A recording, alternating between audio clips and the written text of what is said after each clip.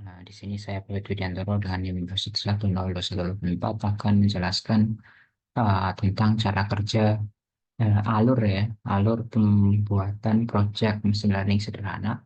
Di sini di tahap pembuatan model ya, dan juga integrasi dengan database. Eh, eh, Mungkin karena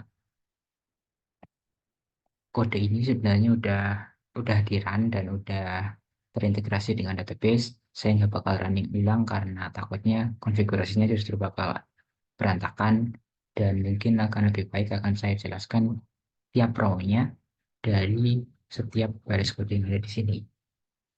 Oke, di sini ada 5 file ya, 5 file Python yang bertugas untuk uh, bermacam-macam. Ada yang integrasi dengan database dan ada juga yang untuk training model. Pertama, file pertama itu adalah untuk create database. Jadi di sini uh, kita menggunakan bantuan library MySQL Connector, dan ini uh, baris kode ini sebenarnya bertujuan untuk koneksi ke database ya. Koneksi standarnya sebenarnya cuma butuh host, user, dan juga password, yang mana default itu root dan passwordnya itu kosong. Tapi karena di sini saya menggunakan dual port, maka saya harus deklarasikan juga port yang saya gunakan. Nah, di sini setelah didefinisikan database-nya, kita akan eksekusi query. Query yang pertama adalah untuk create database. Create database iris ya. Kita akan eksekusi query-nya.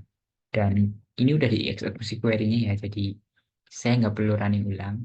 Database-nya juga udah ada. Mungkin saya akan tunjukkan. Ini database-nya, namanya iris. Oke, kita kembali ke filenya. Ke file kedua, ada create table. Jadi setelah kita create database-nya, kita akan create table di dalam database-nya. Yang berbeda dalam kode ini adalah di bagian koneksi. Koneksinya karena kita udah punya database namanya database iris atau iris, kita harus deklarasikan ini juga. Baru di query-nya itu kita akan create table. Create table, namanya itu iris table. Nah, strukturnya itu apa aja? Di sini ada ID yang menjadi primary key dan juga syarat itu untuk auto increment. Selanjutnya ada 5 ini merupakan uh, uh, kolom yang kita dapat itu dari dataset irisnya. Jadi 4 ini merupakan fiturnya, dan variety ini merupakan label atau targetnya. Mungkin biar lebih gampang kita coba cek ya datasetnya yang dalam bentuk CSV gitu ya. Nah, ini bisa dilihat sepaleng, sepalwidth, petaleng, wetalwidth, dan juga spesies. Mungkin namanya itu bisa bervariasi ya, tergantung dari sumber dataset yang kita gunakan. Misal kita ambil dari Kaggle, itu bisa aja kita berbeda dengan yang kita ambil dari GitHub. Di Kaggle pun itu ada beberapa sumber ya untuk Iris dataset. Karena Iris dataset ini merupakan dataset yang standar, yang udah lama banget. Jadi banyak banget uh, project yang dibuat menggunakan dataset ini. Kemudian setelah kita lihat uh, kita buat tabelnya, oke mungkin kita cek dulu ya tabelnya itu isinya apa aja. Struktur, nih tabelnya. Ups, struktur. Ini dia. Ini sesuai dengan yang tadi kita deklarasikan di query ya, sepaleng, sepalwidth, petaleng, petalwidth, dan juga variety atau spesies. Oke, kembali ke kodenya. Sekarang kita ke insert data. Insert data ini bertujuan untuk memasukkan data yang ada di CSV tadi ke dalam MySQL secara otomatis. Jadi kita nggak perlu input secara manual. Secara manual, kita akan insert atau input secara otomatis. Tuh. Seperti biasa, kita deklarasikan koneksi. Terus ada juga library-nya, tambahan itu pandas untuk mengolah data frame atau mungkin mengolah data ya. Karena ini biasanya itu sering banget digunakan untuk mengolah data dalam project machine learning. Machine learning. Untuk query-nya kita pakai insert into iris table. Kita deklarasikan kolomnya. Sebenarnya nggak pakai deklarasi kolom pun bisa, tapi kita harus urut secara memasukkannya. Kalau kayak gini, berarti sepalanya itu bisa di depan, sebaliknya itu nanti bisa di belakang juga.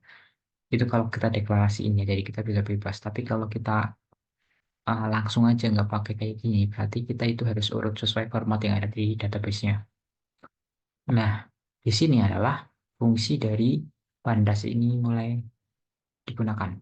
Dia itu digunakan untuk membaca data CSV-nya. Dan nanti kita bisa cek ini. Nah, ini adalah iterasi atau looping untuk memasukkan datanya. Jadi kita ambil di setiap baris data di dalam filenya, di dalam datanya, lalu kita akan eksekusi query yang insert into tadi, di mana datanya ini berupa raw yang di dalamnya itu terdapat beberapa apa namanya ya, beberapa data. Ada sepalengnya, sepalwi, petaleng, petalwi, dan juga spesies atau variety-nya. Nah, kita coba cek di yang terminal 3 deh.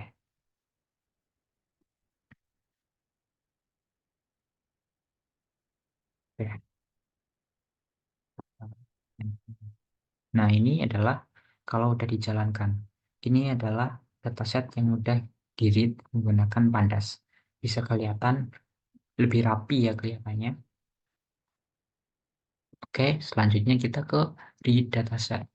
Read dataset ini untuk kita melihat apakah filenya itu udah masuk atau belum sih. Kita akan baca di sini. Semuanya masih sama, yang beda itu cuma di query-nya ya. Select all from table iris, from iris table. Ini untuk memilih semua data yang ada di dalam iris. Kemudian kita fetch dulu dalam variable result, dan kita akan tampilkan setiap row di variable result ini. Kita print. Ya, kita coba di terminal di file yang keempat. Ini ya, ada 150 data dan kita print semuanya. Ini adalah nilainya ya, nilai untuk setiap fiturnya dan juga varietasnya.